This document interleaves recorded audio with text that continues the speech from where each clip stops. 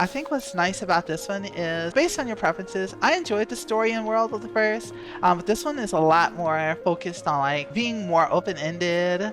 You can do all the lives at once. You don't have to worry about flipping back and forth. And there's fast travel for all the major areas. You got multiplayer focused stuff. You got open world. I've really enjoyed it. I just broke 100 hours today, and I still have a lot of stuff that I haven't touched in the game.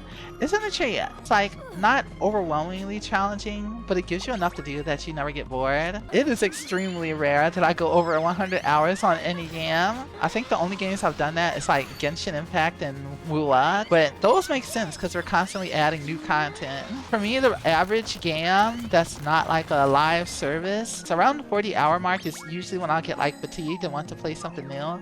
But that hasn't happened with this one. Honestly, slice of life games tend to do pretty well for me, even while not being a live service, because I like making friends in video games. Also, I get to marry fictional characters, which is also really important. Oh no, I was thinking of like the genre in general. I was mostly thinking of Rune Factory, because Guardians of Azuma is another game that's coming out, and it's very similar, very slice of life oriented.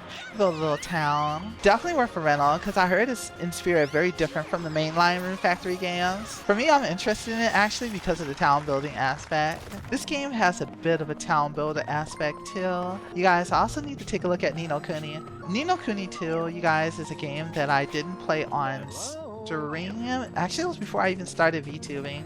But I actually technically never beat it. I got to the end and then I just randomly stopped and I'm like, oh, I should probably like actually finish that. But that one was also by the same developer as this game. And it also, similar to this one, has a bunch of extra systems to mess around with. For those who aren't familiar, level 5 RPGs tend to have a lot to do in their games. Even story-oriented ones like No Kuni. And they usually have a good amount of depth to their systems too. And at some point, I would really like to share Dark Cloud 2 with you guys, because that was like, it was one of those RPGs that became an obsession for me. Yokai Watch. I have not tried Yokai Watch, but I've heard good things about that one too. Simple Double Cute. Honestly, I like simple.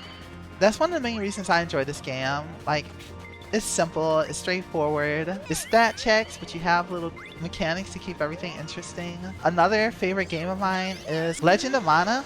Legend of Mana also has a bit of that you can do everything energy to it. No, don't change your weak spot. You can enjoy simple or complex, usually prefer simple. Exactly, yeah. As much as I love Legend of Mana, its systems are really obtuse. In order to actually be good at crafting in that game, you would have to look up guides for how each of the little effect cards work and all these other little secrets. But the world itself is really interesting, and there's a lot of fun systems that you bounce between while playing through it. And I think that's probably one of the things that hooked me on RPGs the most. You guys, any RPG with multiple systems to bounce between outside of battling and crafting is an addictive hook for me. And that's probably why I like RPGs in general. Because you go through battles and challenges, and then you have these little breaks in between where you can do exploring and then collecting items and working on gear. I think that's just been a thing for me ever since I was little. Honestly, when it comes to Final Fantasy, I've been a little interested in checking out Strangers of Paradise. Oh, thank you so much for Skibidi Riz, Ohio. Thank you so much. We can always use more Skibidi Riz in Ohio. A lot of people who like action games are actually saying underneath all the chaos memes is a very solid game. And I'm like, yeah, I'm interested. Everything that I've seen of the story is also over the top in a very satisfying way. I like games that can be serious, but I also like games that know that it's a game and isn't afraid to embrace it.